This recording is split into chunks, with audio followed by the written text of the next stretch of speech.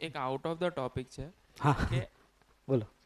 આપણે કઈ એક વસ્તુ છે કે જે વસ્તુને આપણને સેટિસ્ફેક્શન થાય કે આટલું ચલો આટલું કમાઈ લીધું હવે કંઈ કરવાની જરૂર નથી. નિશ્ચિત આવશ્યકતા બેસિક નીડ્સ કે ખાલી નીડ્સ. છ જે વાત થઈ ને આપણી હા હા. 6 પ્રકારની આવશ્યકતા, પણ એ નિશ્ચિત. કે આટલું જ. નિશ્ચિત એનો મતલબ કે મારા પરિવારની જેટલી પરિવારના સદસ્યો છે તો એના પ્રમાણે દરેક પરિવારની અલગ હશે ને. કોઈ તો એની આવશ્યકતા અલગ હશે. કોઈમાં 4 છે તો નિશ્ચિત એટલે પરિવારના સંદર્ભમાં નિશ્ચિત આવશ્યકતાઓ. અચ્છા. એ થઈ શકે કે ન થઈ શકે? શું લાગે હે પ્રિયાંશુ? એ નિશ્ચિત થઈ શકે કે ન થઈ શકે? હા એટલે એ જ કહું, જેમ કે જો સમજદારી હોય હે ને તો નિશ્ચિત છે. જેમ કે 4 વ્યક્તિ છે પરિવારમાં, તો 4 વ્યક્તિ હોય તો એની ગાડી કેટલી જોશે, ઘર કેટલું જોશે, કપડાં કેટલા જોશે, નિશ્ચિત છે, ફિક્સ છે.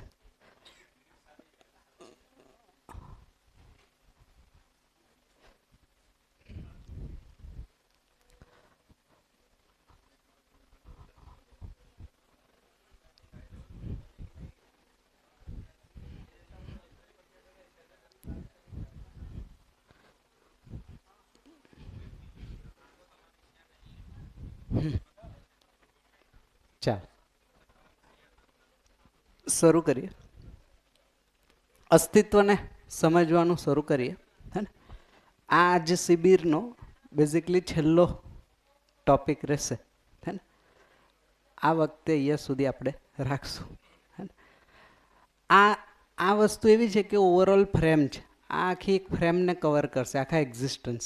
એટલે આમ જો તો સૌથી ઇમ્પોર્ટન્ટ પણ છે. હે ને તો જોઈ લઈએ, અસ્તિત્વ જ્યારે કહીએ છીએ તો અસ્તિત્વ 2 શબ્દથી બન્યો છે, અસ્તિ અને ત્વ. અસ્તિનો મતલબ થાય હોવું અને ત્વ એટલે રહેવું.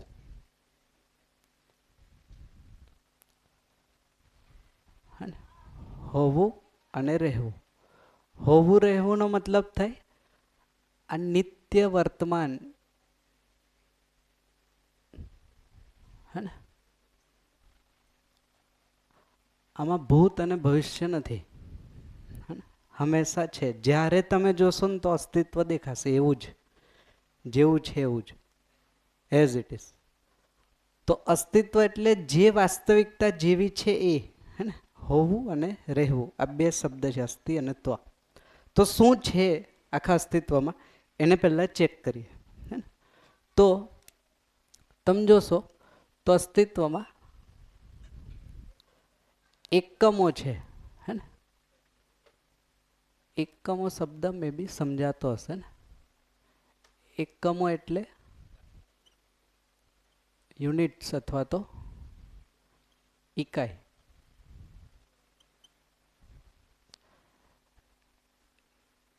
એકમોથી આખા એક્ઝિસ્ટન્સને સમજવાનો પ્રયત્ન કરીએ તો નાનામાં નાનો એકમ એટલે શું આવશે? પરમાણુ.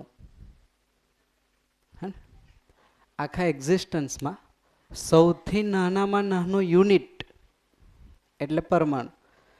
પરમાણુ તમે જોશો તો કેટલા પ્રકારના છે? અત્યારે 118, 108 જે પણ જેટલા પણ ટાઈપના છે બધા જ પરમાણુઓમાં આવી ગયા. આ પરમાણુઓ ભેગા થઈને શું બનાવે?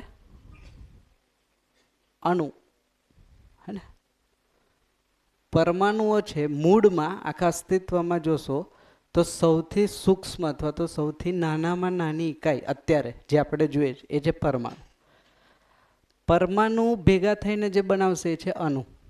અણુ ભેગા થઈને બનાવશે અણુરચિત રચના. એમાં શું આવશે? પિંડ જેને કહીએ છીએ આપણે. એમાં આવશે માટી, પથ્થર, મણિ, ધાતુ વગેરે વગેરે વગેરે.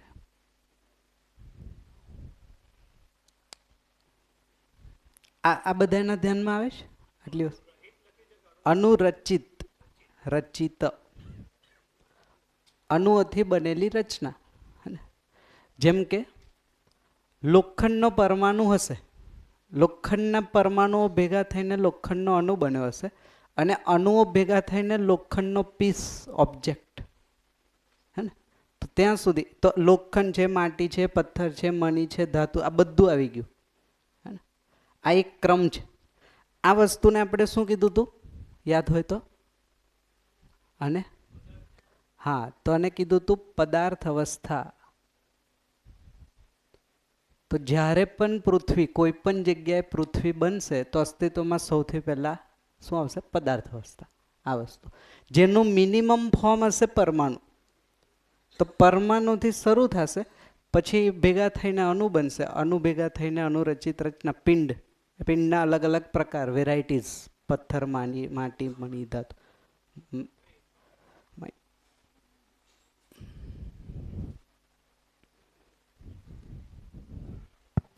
આમાં પણ એ જે ઘટના છે કે પરમાણુ એક જેવા જ પરમાણુ ભેગા થઈને અણુ બને, એક હા. જેવા જ ભેગા થઈને બને, એની પાછળનો પણ કોન્સેપ્ટ કોઈ હશે? હા, તો એ બેઝિકલી એ પરમાણુઓમાંથી અણુ બનવાની જે ઘટના છે એ એના મોશન, એને સાયન્સમાં કહે છે બેઝિકલી ચુંબકીય બળથી કામ કરે છે. એના કારણે એકબીજાને ઓળખે છે, હે ને? પછી એમાં યોગ સંયોગ પણ થાય. એક સરખા જ મળશે એવું નથી. yogik મિશ્રણ અને જે છે સાયન્સમાં તમે જોશો તો એક પ્રકાર છે મિશ્રણ, એક પ્રકાર છે yogik, અને ત્રીજો કયો છે જેને અલગ કરી શકાય, એનું કંઈક નામ છે. ટૂંકમાં એ 3 કેટેગરી છે, હે ને?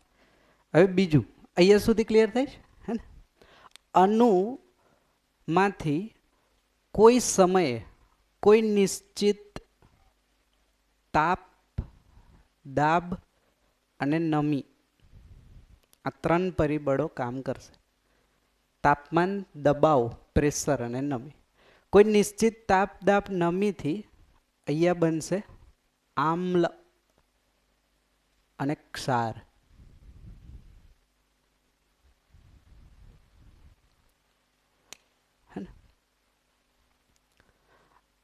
આમ્લ અને ક્ષારમાંથી પછી બનશે એમિનો એસિડ.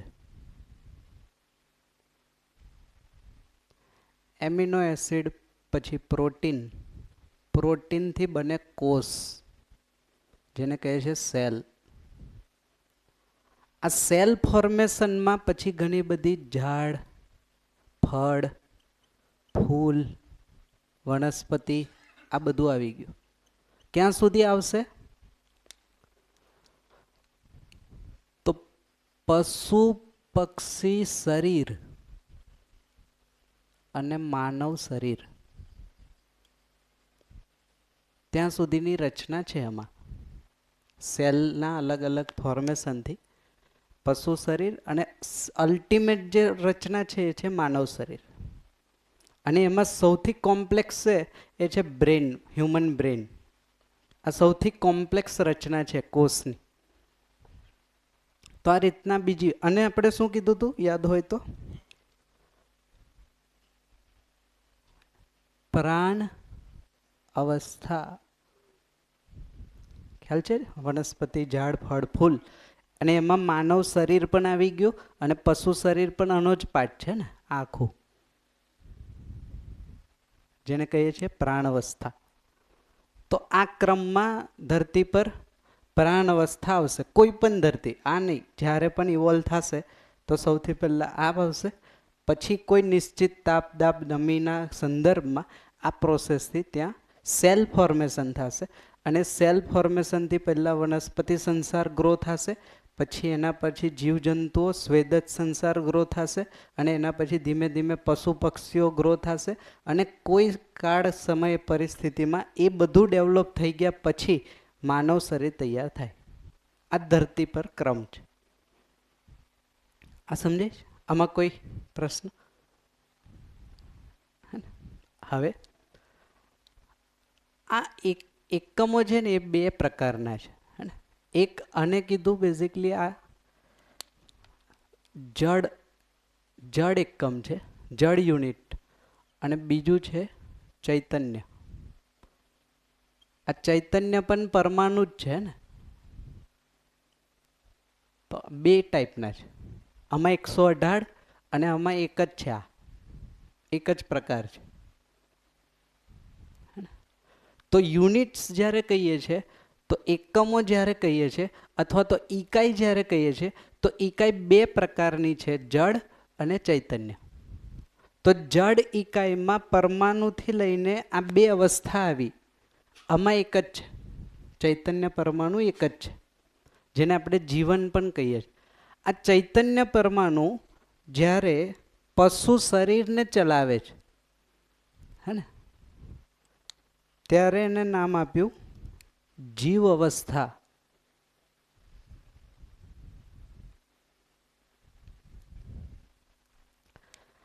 હવે આ જ ચૈતન્ય પરમાણુ જ્યારે માનવ શરીર ચલાવે, હે ને, સહઅસ્તિત્વમાં, તો એને નામ આપ્યું બેઝિકલી જ્ઞાન અવસ્થા.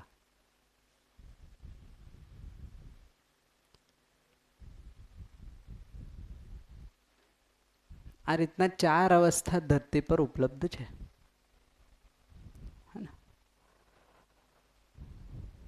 અસ્તિત્વમાં આ ક્રમથી 4 અવસ્થા છે. આમાં કોઈ જગ્યાએ કઈ ડાઉટ ક્વેશ્ચન હોય તો જો.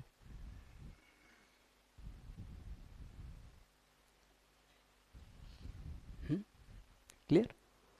ચાલો, હવે આના સિવાય કઈ ધ્યાનમાં આવે છે આખા અસ્તિત્વમાં? જો તો થોડું ધ્યાન આપશું તો આ 4 અવસ્થા સિવાય બીજું શું છે?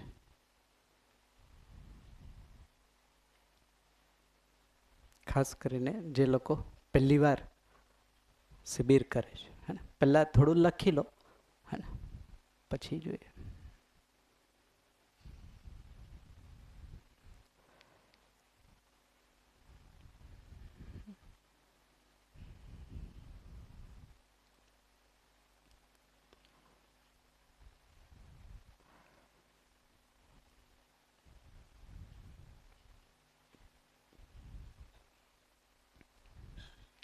આના સિવાય આખા અસ્તિત્વમાં આ 4 સિવાય કોઈ વસ્તુ છે કઈ ધ્યાનમાં આવતું હોય તો કયો.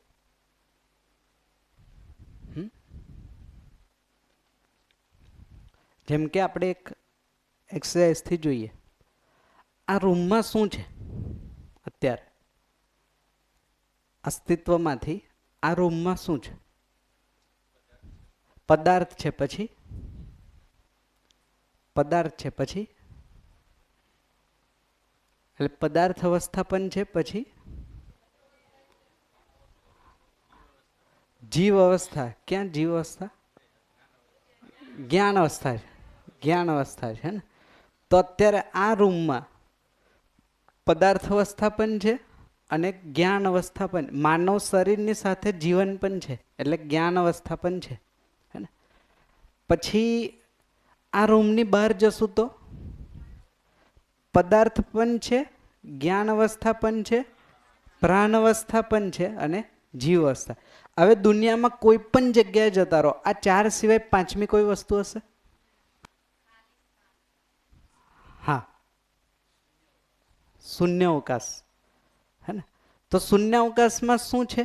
આ નથી, હે ને. કહેવાનો મતલબ શૂન્ય અવકાશ જ્યારે કહીએ છીએ તો શૂન્ય અવકાશનો મતલબ છે જ્યાં આ વસ્તુ નથી. તો આ રૂમમાં જુઓ, તો આ રૂમમાં આ 2 અવસ્થા સિવાય ત્રીજી વસ્તુ શું છે? શૂન્ય અવકાશ, ખાલી સ્થાન, હે ને. તો એક વાસ્તવિકતા છે જેને નામ આપ્યું છે બેઝિકલી, અહીંયા લઈએ છીએ ને, હે, થોડુંક આ એરો અહીંયા. એના માટે એક અવકાશ શબ્દ કે આકાશ શબ્દ એવો જે વપરાય છે એને કયા પરિપ્રેક્ષમાં લઈએ? એક વાસ્તવિકતા છે અસ્તિત્વની જેને કીધું ખાલી સ્થાન, હે ને, સ્પેસ. ના, એ ખાલી સ્થાન, હે ને, આ સ્પેસ છે, હે ને. એ સ્થાન છે ને, સ્થાન, ખાલી સ્થાન, આ સ્થાન છે. તો એક સ્પેસ છે જે અલગ રિયાલિટી. જો આ ચેક કરશું આપણે વન બાય વન. જેમ કે તમે જ્યાં પણ ઓબ્ઝર્વ કરશો ને તો તમને સ્પેસ દેખાશે જ, સ્પેસ હશે જ, હે ને. તો આખા અસ્તિત્વમાં જોશો ને તો બે જ વાસ્તવિકતા છે. આખા એક્ઝિસ્ટન્સમાં જો આખા બ્રહ્માંડમાં તમે ઓબ્ઝર્વ કરશો ને તો બે જ વાસ્તવિકતા છે. એક કાં તો યુનિટ્સ છે, બીજું સ્પેસ, ખાલી સ્થાન. તો આ બે વાસ્તવિકતા જેને આપણે કહીએ છીએ એક યુનિટ્સ અને એક સ્પેસ, આ બે જ વાસ્તવિકતા. આ વાસ્તવિકતાના પછી 4 અવસ્થા છે, હે ને? તો હવે એને ચેક કરીએ ક્યાં શું છે. જેમ કે યુનિટ પણ છે અને સ્પેસ પણ છે, આ પોસિબલ છે. જેમ કે અહીંયા, હે ને, યુનિટ પણ છે અને સ્પેસ પણ છે. યુનિટ નથી પણ સ્પેસ છે, આવી કોઈ જગ્યા?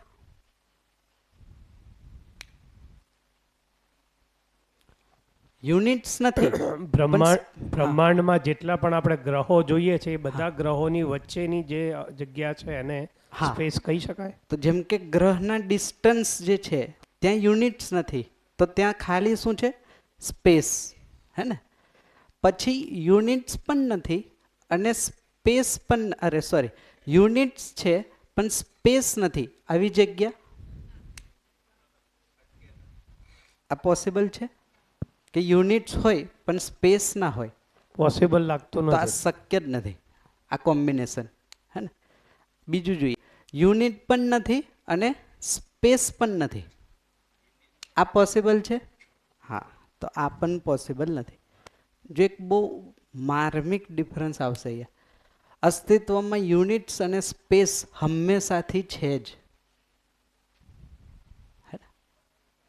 એવી કોઈ પોસિબિલિટી નથી કે જે યુનિટ પણ નથી અને સ્પેસ પણ નથી.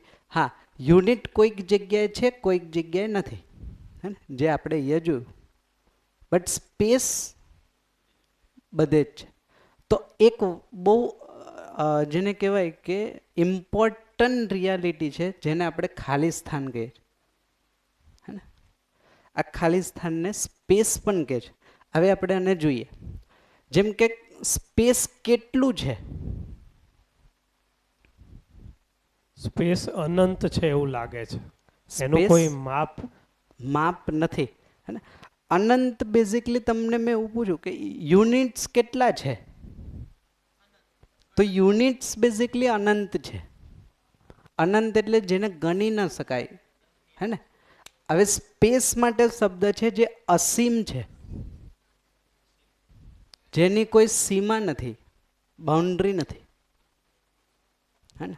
જે તમારી કલ્પના જ્યાં સુધી જશે એના કરતાં આગળ જશે ત્યાં પણ સ્પેસ તો છે જે અટકતી નથી, તો આ અસીમ છે. સ્પેસ ક્યાં છે? તો બધે જ છે, હે ને? જ્યાં ઇકાઈ છે ત્યાં પણ છે અને જ્યાં ઇકાઈ નથી ત્યાં પણ છે. તો એ સર્વત્ર છે. એટલે એક નામ એને કીધું આ વ્યાપક છે, જેનો વ્યાપ બધી જ જગ્યાએ છે, હે ને? તો આ એક એવી વાસ્તવિકતા છે જે વ્યાપક છે. આ પહોંચે છે આ વસ્તુ? હવે જો બીજી એક વસ્તુ વચ્ચે કહી દઉં. આપણામાં આ સ્પેસની ના સમજી જિંદગીમાં ખાલી પણ લાવશે, હે ને? અત્યાર સુધી જે વાત કરતા હતા આપણે, એનો મર્મ જે છે, ખાલી સ્થાન નહીં સમજાય તો લાઈફમાં ખાલી પણ રહેશે, હે ને? તો બેઝિકલી આપણા વચ્ચેનું આ ખાલી સ્થાન એકચ્યુઅલી ખાલી નથી, એ ભરેલું છે, હે ને? ભરેલું ઇન ધ સેન્સ એ જ મૂળ વસ્તુ છે જે બધે જ છે. ચાલો હવે એક બીજી વસ્તુને ઓબ્ઝર્વ કરી. તે તો હવા ક્યાં દેખાય છે? પણ હવા ક્યાં આવશે? યુનિટ છે ને. જેમ કે હવા દેખાતી નથી, બટ હવા છે શું? પદાર્થ અથવા તો યુનિટ. આપણા જે 9 ભાવ કીધા આપણે એ પણ ક્યાં દેખાય છે? હા, એ પણ એ દેખાય, પણ મહેસૂસ જ થાય છે. હા. તો બેઝિકલી દેખાય નહીં એટલે તમે જુઓ તો બે પ્રકારની જે વાસ્તવિકતા છે, એક છે રૂપાત્મક અને એક છે અરૂપાત્મક. જ્યારે ટેકનિકલી કહીએ તો રૂપાત્મક વાસ્તવિકતાઓ પણ છે અને અરૂપાત્મક વાસ્તવિકતાઓ પણ છે. અરૂપાત્મક વાસ્તવિકતાઓ અહીંયા પણ છે. જેમ કે જીવન તમને ક્યાં દેખાય છે? તો જીવન મૂળતઃ અરૂપાત્મક વાસ્તવિકતા. આમ જુઓ તો કમ્પેર ટુ પરમાણુ, જળ, પથ્થર, પ્રાણ, આના કમ્પેરિઝન. આપણે પરમાણુમાં સંખ્યાત્મક શબ્દ વાપર્યો હતો અને આમાં જીવનમાં ગુણાત્મક શબ્દ ગુણાત્મક વાપર. હે ને? હવે બીજી એક વસ્તુ, હે ને, ચાલો, આ યુનિટ છે, હે ને, એકમો છે એવું આપણને કેમ ખબર પડશે? આનું અસ્તિત્વ છે એવું આપણને કયા આધારે ખબર પડશે? સ્પેસ એનો મૂળ આધાર છે એવું કહી શકાય. નહીં, એ તો આધાર ખરો, એ તો પછી જોશો. હા, એ દેખાય છે. પછી પરમાણુ પણ છે તો ખરું. તો આ કયા આધારે કહીએ છીએ કે આ છે?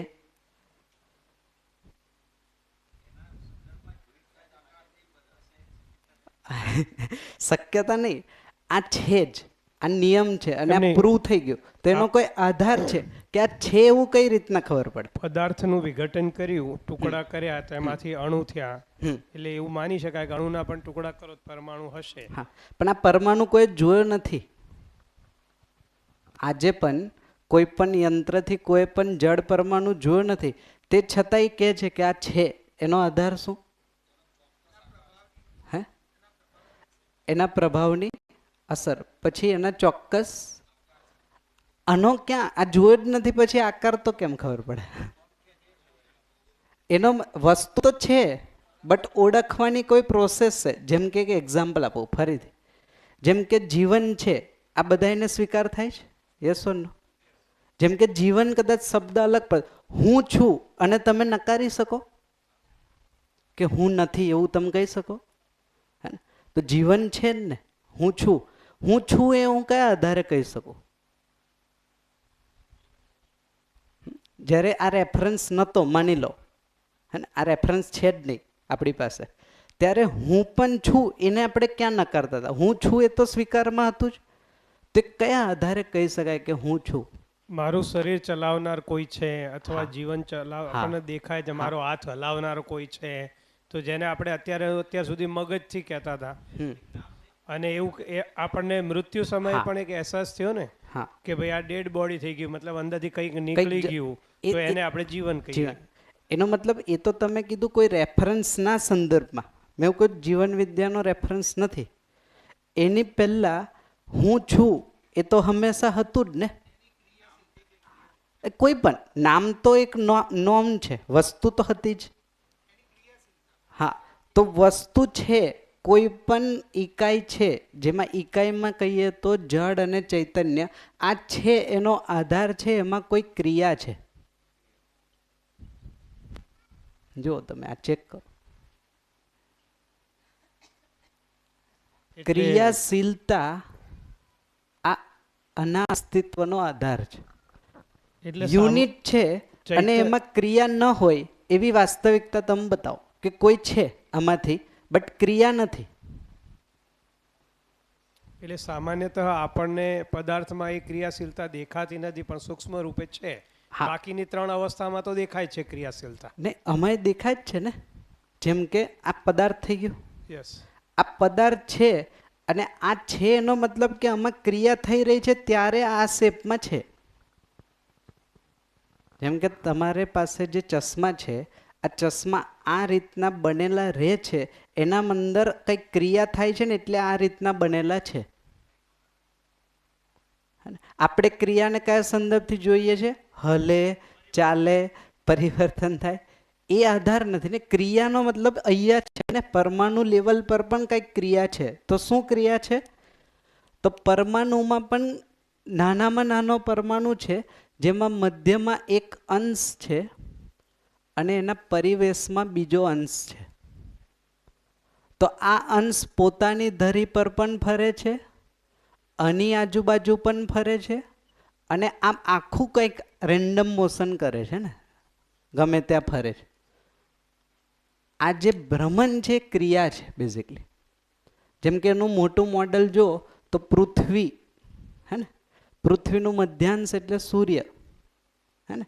તો સૂર્ય પણ કંઈક ક્રિયા કરે છે, પૃથ્વી પણ કંઈક ક્રિયા કરે. તો પૃથ્વી પોતાની ધરી પર પણ ફરે છે અને પાછું સૂર્યની આજુબાજુ પણ ફરે છે, હે ને? એ રીતના પરમાણુમાં પણ સૌથી નાનામાં નાનો પરમાણુ એટલે આ હાઇડ્રોજન. હાઇડ્રોજન 2 જ અંશનો હોય, એક અંશ મધ્યમાં હોય, એક અંશ બહારની પરિવેશમાં હોય. આ પરિવેશમાં એ પોતાની ધરી પર પણ ફરે અને આની આજુબાજુ પણ ફરે, અને આખો હાઇડ્રોજન એ રેન્ડમ મોશન કરતો હોય, ગમે ત્યાં ફરે. શું કામ ફરે? બીજા સાથે જોડાવા માટે, અણુ બનવા માટે, હે ને? તો એ રેન્ડમ મોશનના કારણે જ પરમાણુમાંથી અણુ બન્યા અને અણુમાંથી પિંડ થયા. જો આ ક્રિયા ના હોત તો આ તો સ્ટક થઈ જાત ત્યાં. આ સમજાય છે? આ પહોંચે છે? ક્રિયા છે એટલે પદાર્થ અવસ્થા છે, પ્રાણ અવસ્થા છે, અને જીવ જ્ઞાનના શરીર છે, અને જીવનમાં જીવન ક્રિયા છે. આ ક્લિયર થાય છે? આ સમજાય છે? હવે કોઈ વસ્તુ, હવે આ રેફરન્સ તમારી પાસે પહેલેથી હશે, તમે એને ઓબ્ઝર્વ કરજો. ક્રિયા હોય તો ક્રિયા પાછળ કોઈ આધાર હોય કે ના હોય? કોઈ વસ્તુ ક્રિયા કરતી હોય, જેમ કે આ પંખો છે, તો પંખો ક્રિયાશીલ છે એટલે હવા ફેંકે છે. તો આ ક્રિયાશીલ હોવા પાછળનું કારણ શું? હા, તો એને કહેવાય વિદ્યુત બળ ને. તો કોઈ પણ ક્રિયા થશે તો એ ક્રિયા પાછળ શું હશે? બળ હશે. આ શક્ય છે ખરું? બળ વિના ક્રિયા થાય એ પોસિબલ છે? તો ક્રિયા છે, ક્રિયાની અંદર જઈએ તો કોઈ બળ આધારના રૂપમાં કામ કરતું હશે. એ બળના કારણે એમાં કોઈ ક્રિયા છે. જો બળ નથી તો ક્રિયા પણ નથી. હવે આ બળ એને મળે છે ક્યાંથી? આ બળનો આધાર શું? જેમ કે આ પંખાનું એક્ઝામ્પલ લઈ લે. ઇલેક્ટ્રિસિટીને શું કહેવાય? હાઇડ્રો ઇલેક્ટ્રિસિટી પાણીમાંથી ઉત્પન્ન થતી આવે છે. તો એને કીધું કોઈ ઉર્જા છે ને. નો તો સિક્વન્સને આપણે ઓબ્ઝર્વ કરીએ છીએ. કોઈ ક્રિયા છે તો ક્રિયાની પાછળ બળ હશે જ. યસ ઓર નો? અહીંયા સુધી ક્લિયર થાય? બળ વિના કોઈ પણ ક્રિયા નથી. આ બળ છે એનો મતલબ કે એની પાછળ કોઈ ઉર્જા છે. જેમ કે આ પંખો ક્રિયાશીલ છે, એની પાછળ ઉર્જા છે જે તે જગ્યાએથી જનરેટ થતી હશે. હાઇડ્રો હોય, થર્મલ હોય, સોલાર હોય, કોઈ પણ. હવે એક મૂળ પ્રશ્ન, આ જે પરમાણુ છે, આ પરમાણુના અંશમાં, હે ને, આ અંશ છે એ ક્રિયાશીલ છે, હા કે ના? હા, યસ. કારણ કે ફરે છે ને એની જાતે. આ ક્રિયા પાછળ કંઈક બળ હશે. એ બળને કીધું બેઝિકલી ચુંબકીય બળ.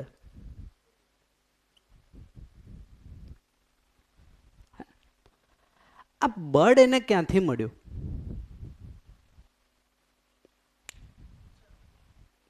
એ ઉર્જા ક્યાંથી મળી? એ ઉર્જાનો સ્ત્રોત શું? જેમ કે અહીંયા જે બળ મળ્યું, અહીંયા જે ઉર્જા મળી, એનો સ્ત્રોત છે ને હાઇડ્રો, સોલાર, થર્મલ. આ સ્ત્રોત થઈ ગયા. આ પરમાણુ અંશમાં જે ક્રિયા થાય છે, એ ક્રિયામાં જે બળ છે, એ બળને ઉર્જા ક્યાંથી મળી? ગુરુત્વાકર્ષણ તો પરસ્પરતામાં પ્રભાવ છે. ગુરુત્વાકર્ષણ માટે પણ એક મોટી વસ્તુ હોવી જોઈએ, ગુરુ તરફ આકર્ષણ, હે ને? જેમ કે જળ પદાર્થ જળ તરફ આકર્ષાય, પ્રવાહી પ્રવાહી તરફ આકર્ષાય, અને વાયુ વાયુ તરફ આકર્ષાય, અને કીધું ગુરુત્વાકર્ષણ. તો વાયુનો મેક્સિમમ જથ્થો ઉપર છે, એટલે ગમે ત્યાંથી વાયુ નીકળશે એ બધું ઉપર જશે, ગુરુ તરફ વાયુનું આકર્ષણ. પ્રવાહીનો બધો જથ્થો ક્યાં છે? સમુદ્રમાં. ગમે ત્યાંથી પાણી નીકળે, નદી નીકળે, બધું જશે ક્યાં? સમુદ્રમાં. એ જ રીતના કોઈ પણ જળ પદાર્થ છે એનો મેક્સિમમ જથ્થો ક્યાં છે? જમીનમાં. એટલે કોઈ પણ દળ ધરાવતા ઘન પદાર્થને તમે ગમે ત્યાં નાખશો એ આવશે ક્યાં? જમીન.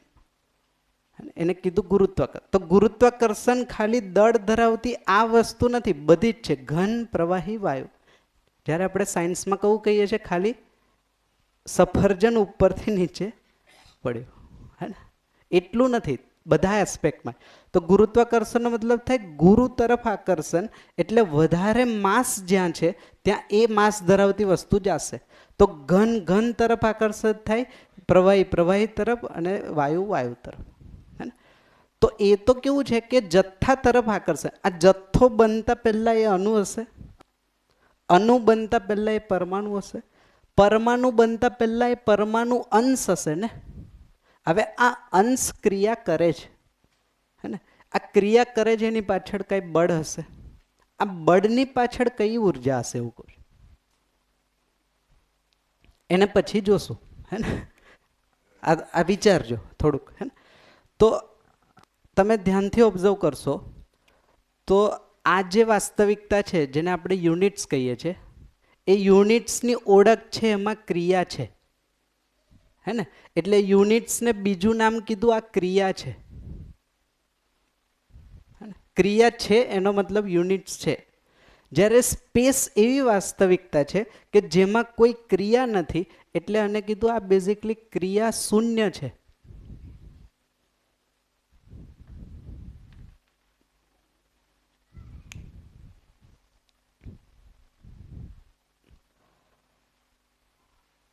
આ સમજાય છે? આ પહોંચે? તમે આ પેરામીટર અહીંયા નહીં લાગુ પડે, હે ને. આમાં તમને કોઈ ક્રિયા જ નહીં મળે, હે ને. તો એક ક્રિયાશીલ છે વાસ્તવિકતા, એક વાસ્તવિકતા કઈ છે? ક્રિયા શૂન્ય. બે અલગ અલગ વાસ્તવિકતા. આવી બીજી વસ્તુ, હે ને, જેમ કે આ ખાલી સ્થાન પારદર્શી છે, પારદર્શી વાસ્તવિકતા. કઈ રીતના કહી શકાય કે આપણા બેની વચ્ચે શું છે? મેક્સિમમ શું છે? ખાલી સ્થાન. જો આ ખાલી સ્થાન પારદર્શી ના હોત તો આપણે એકબીજાને જોઈ ન શક્યા હોત, હે ને. તો આખા એક્ઝિસ્ટન્સમાં જે પારદર્શક વાસ્તવિકતા છે એ એકમાત્ર ખાલી સ્થાન છે. આ પહોંચે છે? આ સમજે છે? જો આ નથી તો એક ઇકાઈ બીજી ઇકાઈને ઓળખી જ ન શકે. આ ઇકાઈ, કારણ કે ઓળખવા માટે વચ્ચે સ્પેસ જોઈએ ને. એક સામાન્ય ઉદાહરણ આપો, હે ને.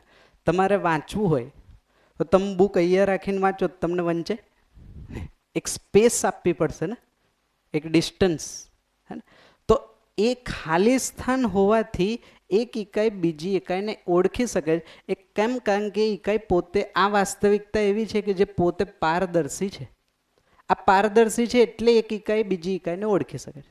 આ સમજાય છે? એક બીજો શબ્દ આવે છે, આને આપણે થોડું સમજીએ. જેમ કે હું અહીંયાથી અહીંયા મૂવ કરું તો મારી સાથે ઇકાઈ મૂવ થશે. જેમ કે હવા, જેમ કે હું અહીંયા છું, અહીંયાથી અહીંયા જઈશ તો હવા તો આગળ પાછળ થશે, થાય ને હવા, હે ને. આ એક એવી વાસ્તવિકતા છે, એને સમજીએ છીએ આપણે. આ પારગામી છે. પારગામીનો મતલબ થાય આર પાર. અને સમજજો, હે ને, થોડુંક. જેમ કે હું અહીંયાથી આ પેનને એમ મૂવ કરીશ, હે ને, તો પેનની સાથે વચ્ચે જેટલો પણ હવા અથવા તો વાયુ હશે ને એ હટી જશે અને ત્યાં પેન રહેશે. આ ખ્યાલ આવે છે?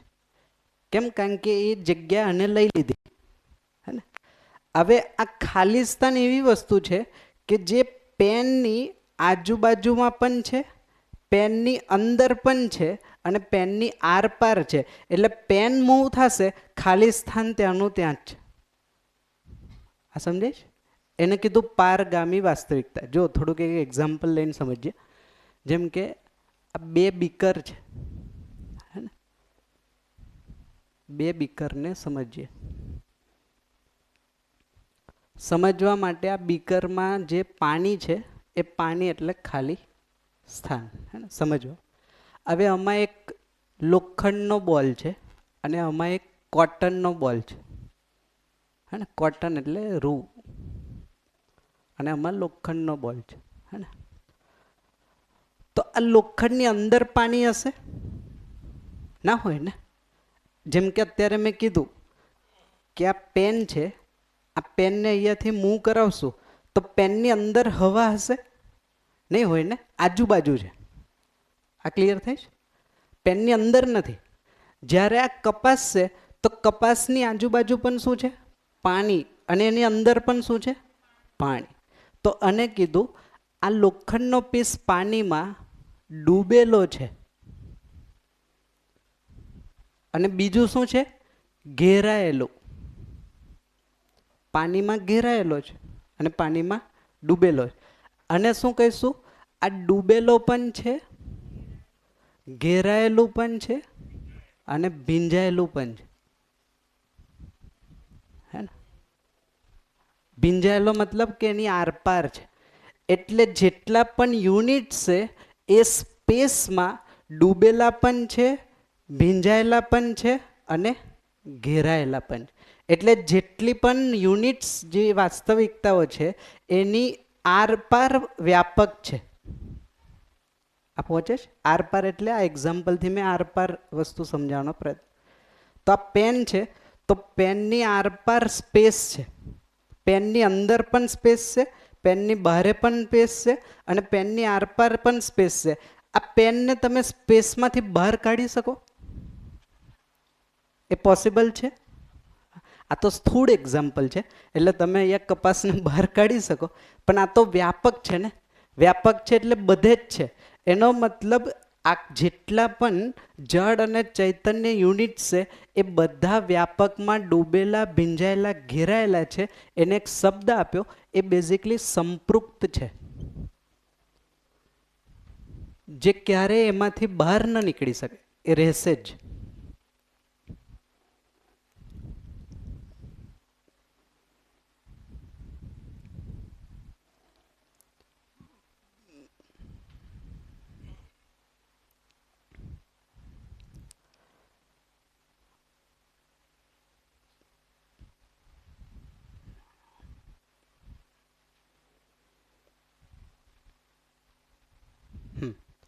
તો આ સ્પેસ એવી વાસ્તવિકતા છે જે પારદર્શી પણ છે અને પારગામી પણ છે.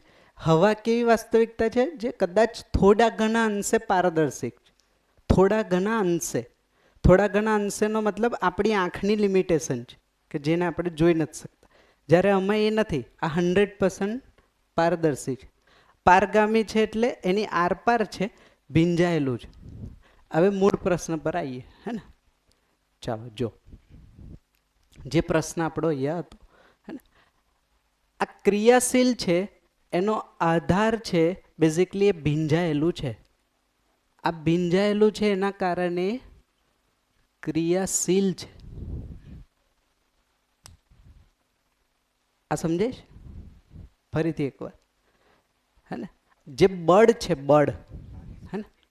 હા, તો આ જે બળ જ્યાંથી આવે છે ને એ એટલે આવે છે કારણ કે આ ઇકાઈ જે છે, પાર્ટિકલ્સ અથવા તો અંશ, એ વ્યાપકમાં ડૂબેલો છે, ભીંજાયેલો છે અને ઘેરાયેલો છે. એટલે આ બળનો જે આધાર છે એ બેઝિકલી મૂળ ઉર્જા છે. એટલે વ્યાપકને એક નામ આપ્યું, આ છે મૂળ ઉર્જા.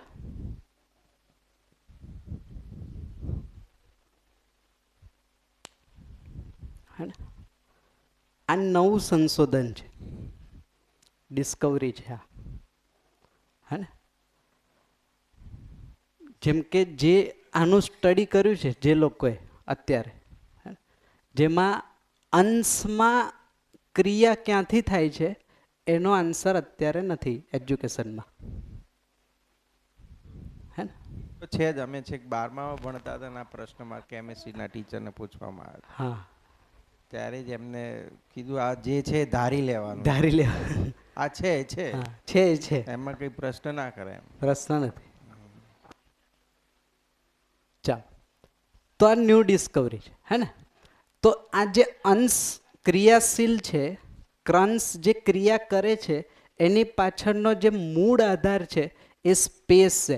એ કયા આધારે? આ સ્પેસમાં આ ચૈતન્ય અથવા તો જળ એકાઈ ડૂબેલી છે, ભીંજાયેલી છે અને ઘેરાયેલી છે. એટલા માટે આ ઉર્જા એમાંથી રિફ્લેક્ટ થાય છે. હે ને?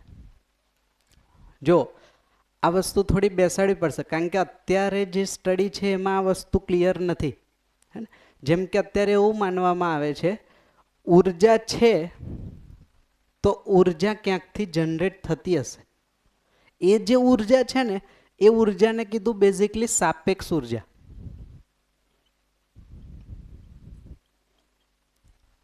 આ બેમાં ભેદ છે. જેમ કે માન લો કે આ પંખો ફરે છે, તો આ પંખો ફરે છે એટલે ક્રિયા કરે છે. આ ક્રિયા કરે છે એની પાછળ કોઈ બળ છે. હે ને?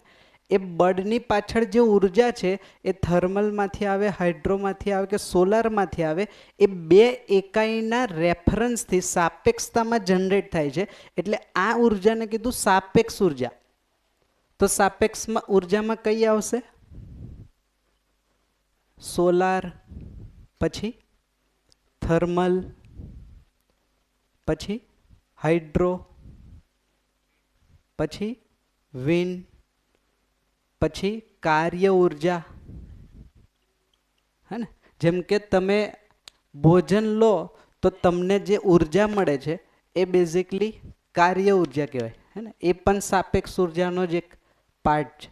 તો માનવ અત્યારે જેટલી ઉર્જાઓ સાથે ડીલ કરે છે એમાંથી મેક્સિમમ બધી જ ઉર્જાઓ બધી સાપેક્ષ ઉર્જા છે. સાપેક્ષતાનો મતલબ થાય બે અથવા તો બેથી વધારેની પરસ્પરતાથી જનરેટ થતી ઉર્જા. જેમ કે સોલાર ઉર્જા છે તો સોલાર ઉર્જામાં સોલાર પાવર છે, હે ને? એટલે સૂર્યના રેડિયેશન પ્લસ અહીંયા જે એને એક્સેપ્ટ કરવા વાળું જે મટીરિયલ છે સોલાર સેલ, તો આ બેની સાપેક્ષતામાં સોલાર ઉર્જા છે. એ જ રીતના આપણે જમીએ છીએ અને આપણને એનર્જી મળે છે, એમાં કઈ ઉર્જા કામ કરશે? સૌર ઉર્જા. ડાયરેક્ટલી સૂર્યના પ્રકાશથી પ્લાન્ટ્સનો ગ્રો થયો અને એ પ્રકાશ જે છે એ પ્લાન્ટ્સ પચાવે અને એ પ્લાન્ટ્સ જ્યારે તમે ખાઈએ તો તમને પણ એ ઉર્જા મળે.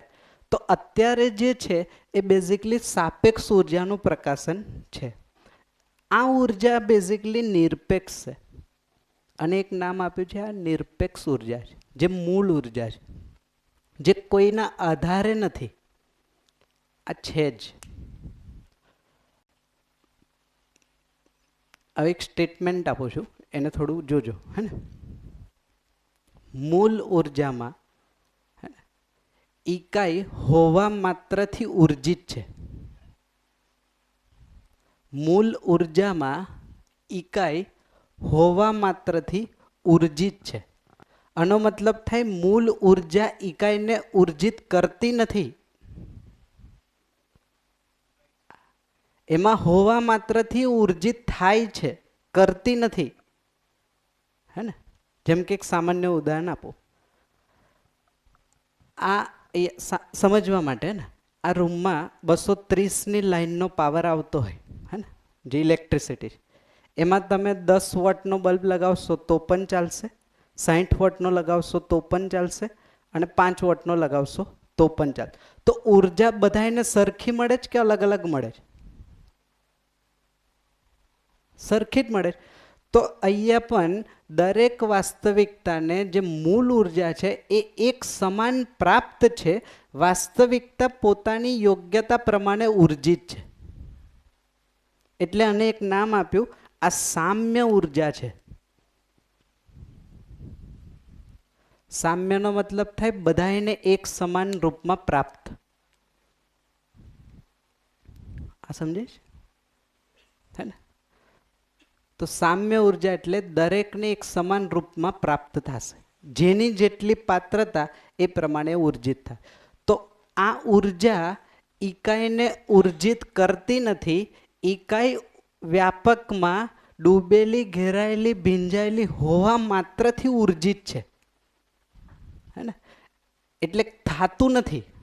જો થાતું હોય તો એક સમય બંધ થઈ જાય ને. હા, એની અંદર પણ છે, એની આજુબાજુ પણ છે, એટલે બધી બાજુ છે. આ સંપૃક્ત. હે ને? આ પહોંચે છે વસ્તુ અહીંયા સુધી? હવે ચાલો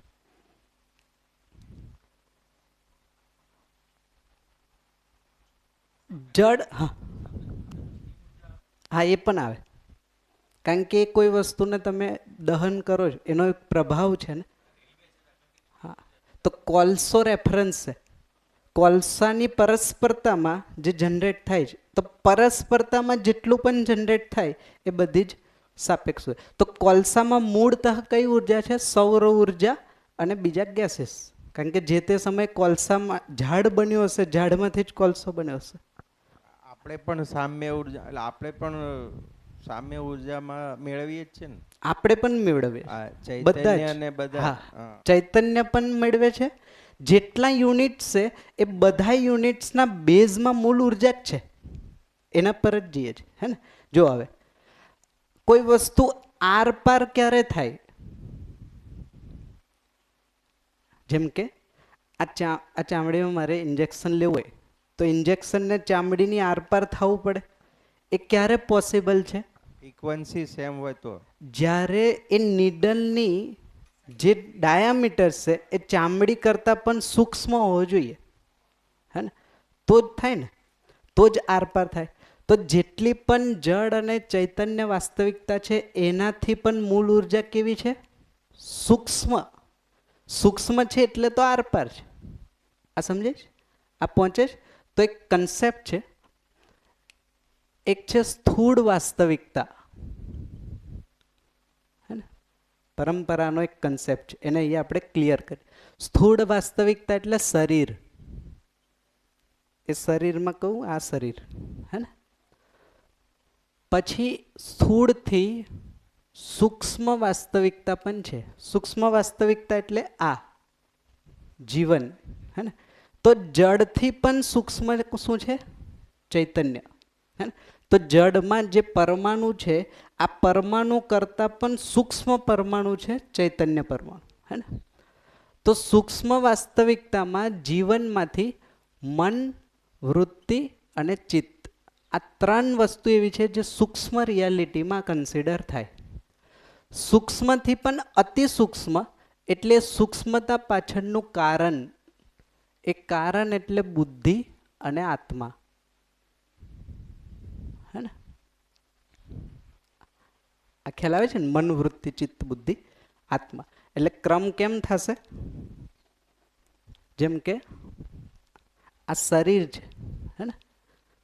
આ શરીર જેનાથી કનેક્ટેડ છે મન. હે ને? જીવનમાં આ મન જેનાથી ચાલે છે એ છે વૃત્તિ. આ વૃત્તિ જેનાથી ચાલે છે એ છે ચિત્ત.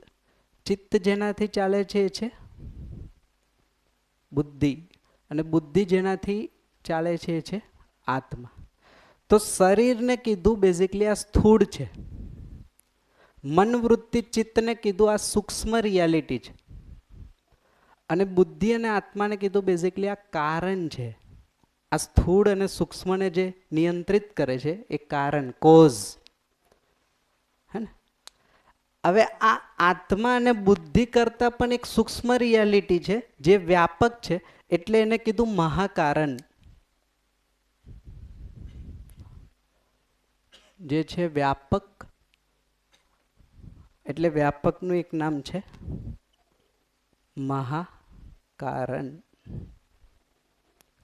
કારણનું પણ કારણ.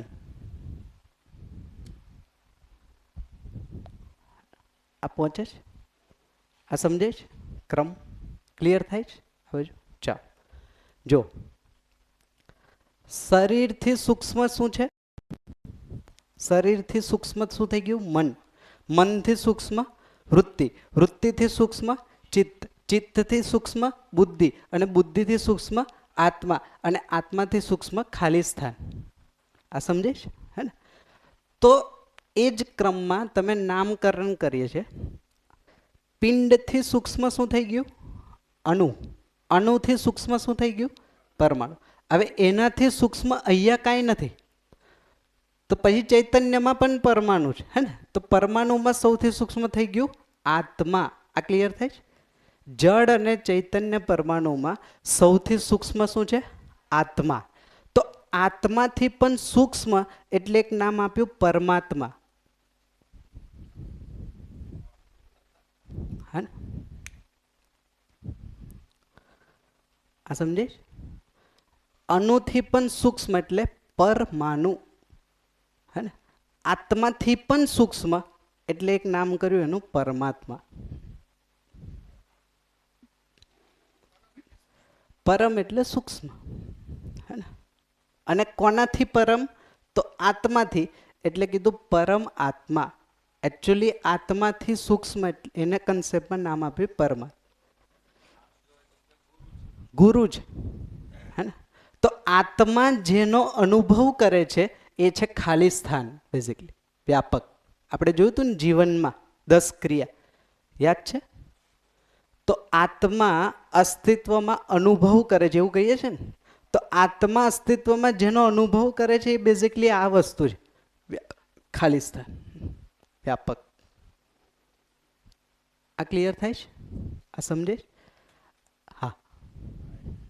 એટલે તો બધી ઇકાઈઓમાં અંદર બાર અંદર હા, બધી જગ્યાએ બધી જગ્યાએ. એટલે જે કન્સેપ્ટ છે કણમાં છે, હે ને? હવે એને જોઈ લઈએ, હે ને? ચાલો જો. જેમ કે આ સૃષ્ટિ, અને આપણે સૃષ્ટિ કહીએ છીએ ને, આ જે જળ ચૈતન્યથી બને છે અને આપણે સૃષ્ટિ નામ આપ્યું છે. અસ્તિત્વમાં સૃષ્ટિ એટલે બેઝિકલી જળ અને ચૈતન્ય રૂપી સૃષ્ટિ. હા, તો આ જળ ચૈતન્ય સૃષ્ટિનું જે આ આખું ઐશ્વર્ય છે, ઐશ્વર્યનો મતલબ પદાર્થ અવસ્થા, પ્રાણ અવસ્થા, જીવ અવસ્થા અને જ્ઞાન. ઐશ્વર્યનો જે આધાર છે એ વ્યાપક છે. એટલે એક નામ આપ્યું બેઝિકલી આખા ઐશ્વર્યનો આધાર એટલે ઈશ્વર.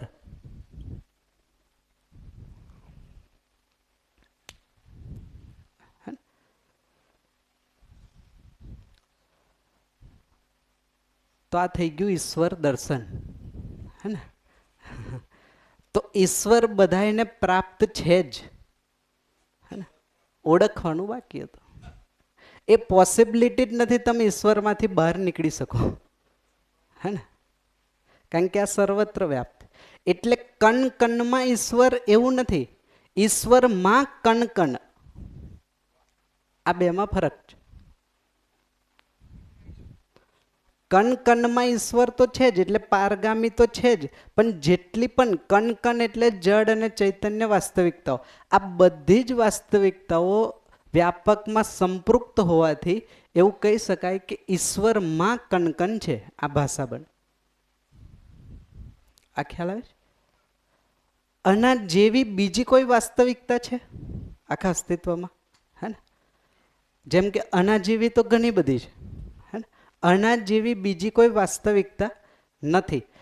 આનામાંથી કોઈ વસ્તુ ઉત્પન્ન થાય છે? આનામાંથી કોઈ વસ્તુ ઉત્પન્ન થશે? કોઈ વસ્તુ બીજામાંથી ક્યારે ઉત્પન્ન થાય? જ્યારે એમાં શું થતું હોય? ક્રિયા. આ ઇમ્પોર્ટન્ટ પોઈન્ટ. જો ક્રિયા હોય તો એમાંથી બીજું બને કે ઉત્પન્ન થાય. આ પોતે ક્રિયા શૂન્ય છે એટલે પોસિબલ નથી કે આમાંથી કોઈ વસ્તુ ઉત્પન્ન થાય. અને આ ક્રિયા શૂન્ય છે એનો મતલબ આ કોઈનામાંથી ઉત્પન્ન થઈ હશે ના? તો ઉત્પન્ન થઈ હોય તો ક્રિયા થઈ ગઈ, હે ને? તો આનામાંથી કશું ઉત્પન્ન થતું નથી અને આ કોઈનામાંથી ઉત્પન્ન થયું નથી. એટલે એક નામ આપ્યું છે એનું અજન્મા, જેને એક સંપ્રદાય કીધું અલ્લાહ.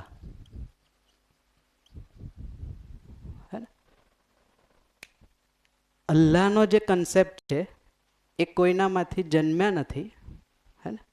એનો એ છે જ. તો આ એક જ એવી વાસ્તવિકતા છે જેનો કોઈનામાંથી જન્મ પણ નથી અને એનામાંથી કોઈ જન્મતું પણ નથી. એટલે એક નામ છે એનું અજન્મ. આ ક્લિયર થાય છે? અને એક છેલ્લું લઈ લઈએ. જડથી સૂક્ષ્મ એટલે ચૈતન્ય. ચૈતન્યમાં સૌથી સૂક્ષ્મ જોશું ને તો જે આપણે 2 દિવસથી સમજીએ છીએ એ છે ભાવ. આત્મા તો છે જ, એક વસ્તુ છે, બટ જે એક્સપ્રેશન છે એ છે ભાવ. આ ભાવ ક્યાંથી આવે છે? જેમ કે જડમાંથી આ ક્રિયા ક્યાંથી આવે છે? એક માઇક પાછળ આપજો.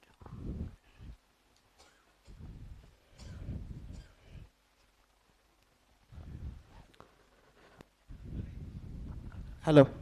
તો આપણે વાત કરી હતી કે પરમાણુમાં ઇકાઈમાં અંશ છે અને અંશ છે એ સામ્ય ઉર્જાનો છે. તો મનુષ્ય જ્યારે દેહ છોડે છે તો એનું શરીર જ છોડશે તો એની આત્મા તો રહેશે જ ને, એ કે રહેશે. વ્યાપક ઉર્જામાં સમાવેશ છે તો સમાયેલી નથી, એ પણ રહેશે જ. મતલબ આત્મા રહેશે જ. આત્મા રહેશે. આત્મા એટલે જીવન, હે ને? જીવન અમર છે. અમર છે એટલે અક્ષય બળ શક્તિ સંપન્ન છે. એ અક્ષય બળ અને શક્તિ ક્યાંથી આવે છે? તો અહીંયાથી આવે.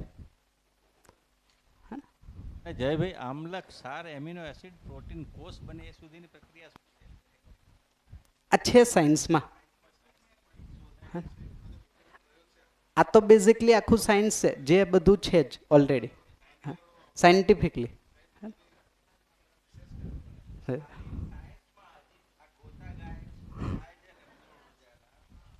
એ મૂળ ઉર્જાનો હજી પણ એનો તોડ નથી આવ્યો.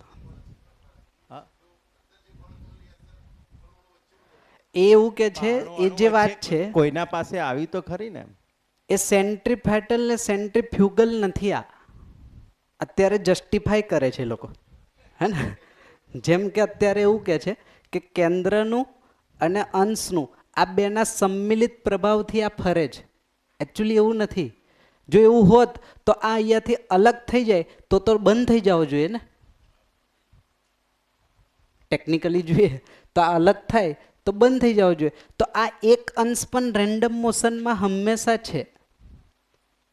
તો આ એક અંશમાં ઉર્જા ક્યાંથી આવે છે એનો આન્સર અત્યારે તો નથી સાયન્સમાં. એને તોડવાથી પણ એ ઉર્જિત જ રહે છે એમ. તોડીએ તો પણ બે થશે, પણ અંશમાં ગતિ તો રહેશે જ. હા હા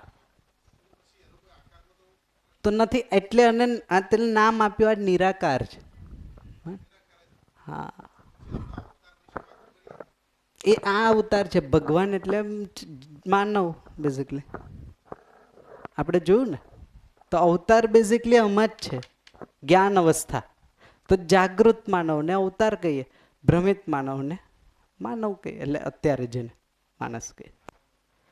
હા, માનવના પ્રકાર. હા, મારો ક્વેશ્ચન એમ છે કે આપણે આપણે જેટલા બી કર્મો છે અને આપણું જે જીવન છે એ જીવન અગર બીજા શરીર છોડી દે તો બીજા જીવનમાં જતું રહે, એટલે બીજા શરીરમાં જતું રહે.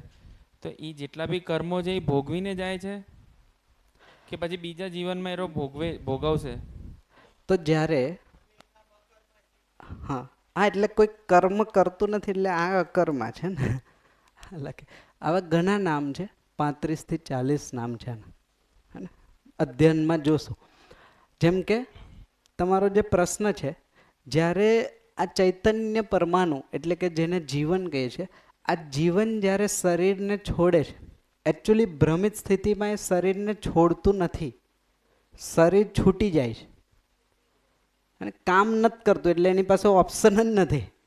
બાકી એનો મોહ બંધાયેલો છે એટલે શરીર છૂટતું નથી. જેમ કે શરીર લેવું અને ન લેવું એ ચોઈસ માત્ર ને માત્ર જાગૃત જીવનની છે. આની પાસે તો બાય ડિફોલ્ટ લેવું જ છે, એને તો પડવું છે, એની પાસે ભ્રમ છે. હવે જે પ્રશ્ન હતો, જ્યારે આ જીવન શરીરને છોડશે એટલે શરીરની એક લિમિટેશન છે, હે ને? જેમ કે આ શરીર યાત્રામાં મેં જેટલી પણ વસ્તુઓ કરી હોય, સારી ખરાબ જેટલી પણ, હે ને? આ બધી વસ્તુઓ મેં ભોગવી ના શકું. આ શરીરની એક લિમિટેશન છે, હે ને? એટલે ભોગવવામાં શું ભોગવવાનું હોય? એનું ફળ. ફળ એટલે શું? કાં તો સુખ કાં તો દુઃખ. આ બે જ ફલ પરિણામ છે. તો સારી વસ્તુ થઈ હશે તો એનું સુખ, અને ખરાબ થઈ હશે, ખોટી થઈ હશે તો એનું દુઃખ. તો આ શરીરની જે લિમિટેશન છે કે એ જીવન આ શરીર યાત્રામાં જેટલા કર્મો કરે છે એ કર્મોનું ફળ આ શરીર સાથે ભોગવી નથી શકતું, થોડા બાકી રહી જાય, હે ને? એ જે બાકી રહી ગયેલા કર્મો છે એ જ્યારે શરીરને છોડશે ત્યારે કુલિંગ પીરિયડ આવે. એ કુલિંગ પીરિયડમાં એ ભોગવે, ત્યાં એ બેલેન્સ ઝીરો કરે અને ઝીરો બેલેન્સ થાય પછી નવું શરીર ચલાવે. ભટકે નહીં, એટલે ભટકવાનો મતલબ કે એ રીતના ન ભટકે. એક રહેશે એની જગ્યા તો એ જ. જેમ કે માન લો કે હા એક શું ચાલે છે? હા કે જન્મના માણસના જન્માંતર મતલબ એક જન્મમાંથી બીજા જન્મ પૂર્વ જન્મના તમે ફળ ભોગવો છો એવી માન્યતા ચાલે છે. બીજી માન્યતા એવી ચાલે છે કે તમે શરીરને જ્યારે જીવ છોડી દેશે એ બ્રહ્માંડમાં ચાલ્યો જાય છે, એના પછી એની કોઈ ગતિશીલતા કે હોતી નથી, એની રીતે એ વર્તનમાં રહે છે. ના, તો એક જ જણાવી દો ખાલી. આને આવી રીતે ના સમજાવી શકાય, કદાચ લઈ શકાય ખરું કે જેવી રીતે આ જે કર્મો છે એ સાપેક્ષતાનો પ્રભાવ છે. કર્મ એ સાપેક્ષતાનો પ્રભાવ છે. જે રીતે બે હાથ ઘસો તો એ સાપેક્ષતામાં ગરમ થાય છે, અને પછી એ જો ઘસવાનું બંધ કરી નાખીએ તો એનો એક ટાઈમ છે, કુલિંગ ટાઈમ છે, પછી એ ન્યુટ્રલ થઈ જાય છે. તો એવી રીતે જેટલા પણ આ કર્મો છે એ સાપેક્ષતાનો પ્રભાવ છે, અને જ્યારે એ પતી જાય છે પછી એનો કુલિંગ પીરિયડમાં એ થઈ જાય, પછી એ નોર્મલ રૂટીનમાં આવી જાય, પછી એ જન્મ લે છે.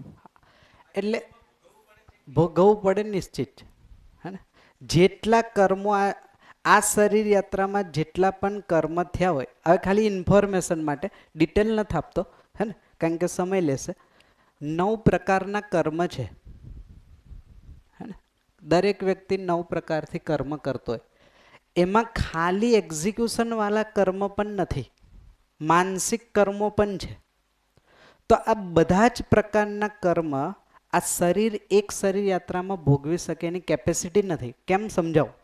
જેમ કે માન લો કે તમે બહુ સારું કામ કર્યું હોય પરિવાર માટે, સમાજ માટે, કોઈની પણ માટે, તો એનું સુખ તમારી પાસે છે, હે ને, સેટિસ્ફેક્શન.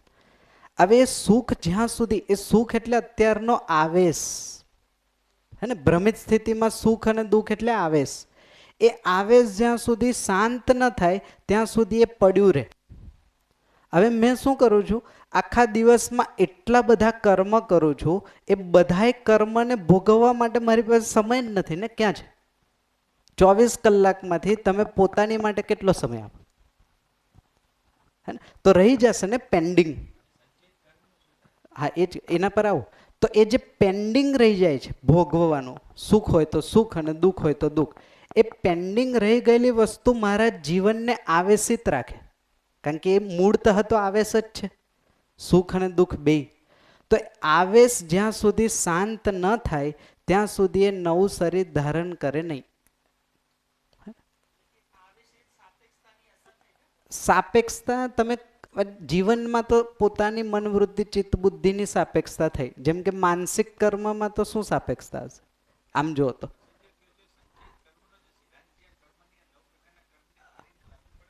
એ 9 પ્રકારના અલગ છે ને, આ અલગ છે, હે ને?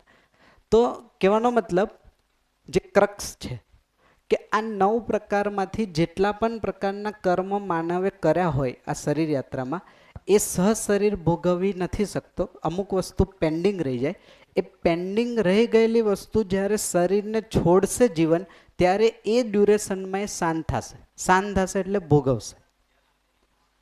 ત્યાં સુધી એ કુલિંગ પીરિયડમાં રહેશે, ત્યાંનો ત્યાં રહે. એટલે જેમ કે માન લો કે એને જ્યાં મોહ જોડાયેલો હશે ત્યાં રહેશે, હે ને?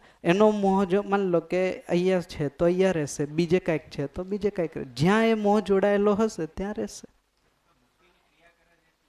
એ તો એને એવું કહે છે કે બીજું શરીર લઈ લો એમ, એની માટે એક મોટિવેશન આપે છે, મોટિવેશન. તો એ જે કુલિંગ પીરિયડ કમ્પ્લીટ થશે એટલે શરીર જીવન શાંત થાય. એ જીવન જ્યારે શાંત થાય છે ત્યારે હવે નવું શરીર ધારણ કરશે. હા, હા. તો એનો નિષ્કર્ષ છે જ્યારે શરીર છોડશે ત્યારે નિષ્કર્ષ બને. 2 પ્રકારના નિષ્કર્ષ બને, હે ને? આ તમે એક લેવલ આગળની વાત કરો છો પણ ખાલી વાત કરી લઈએ, હે ને? એક કે આ શરીર યાત્રામાં હું સુખી થયો કે દુઃખી થયો, આ એક નિષ્કર્ષ.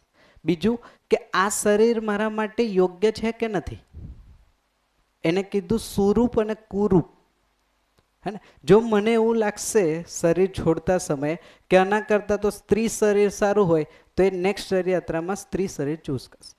જો મને એવું લાગશે કે આ શરીરથી હું સુખી થયો છું, તો ફરીથી શું કરીશ? એ જ શરીર માનવનું અથવા તો પુરુષનું લઈશ. અતિ સૂક્ષ્મમાં અપવાદ કેસમાં એવું થાય કે કોઈ માનવ પશુથી પ્રભાવિત થઈ જાય, જેમ કે અતિ ગરીબી ભોગવી હોય અને ત્યાં ગાડીમાંથી મર્સિડીઝમાં કૂતરાને જતા જુએ, હે ને, અને એનામાં એવો નિષ્કર્ષ બને મારા કરતાં તો કૂતરાની લાઈફ સારી છે, માન લો, તો એ છેલ્લા નિષ્કર્ષ શું બન્યો? આ શરીર કરતાં પશુ શરીર સારું. ત્યારે જીવન પશુ શરીર. બાકી એ રેર ટુ રેર કેસ છે, આ શક્યતા નથી આમ તો, પણ ભાગ્ય હાર્ડલી કદાચ એકાદ થાય તો થાય. બાકી કેવું હોય, જે સાધન તમે ચલાવ્યું હોય એનાથી અપગ્રેડેડ સાધન આવે તો હંમેશા તમે એ જ લેશો ને. તો પશુ શરીર કરતાં અપગ્રેડેડ વર્ઝન છે માનવ શરીર. તો એવા રેર ચાન્સીસ છે કે માનવ શરીર છોડેલું જીવન પાછું પશુ શરીર લે, બટ એક્સિડન્ટલી લે એ અલગ વસ્તુ છે. કંઈ નહીં, માનવ, કારણ કે આમાં બધી વસ્તુ પૂરી થઈ જાય છે ને. પશુ શરીરથી અપગ્રેડ એટલે આવ્યું કે પશુ શરીરમાં જીવન તૃપ્ત નહોતું થતું, એની લિમિટેશન હતી. હવે માનવ શરીરમાં તૃપ્ત થઈ ગયું. હવે કાંઈ બધું ઠીક છે. બીજું કંઈ કોઈ પ્રશ્ન? તો અહીંયા સુધી રાખીએ છીએ, હે ને. થેન્ક યુ, ધન્યવાદ.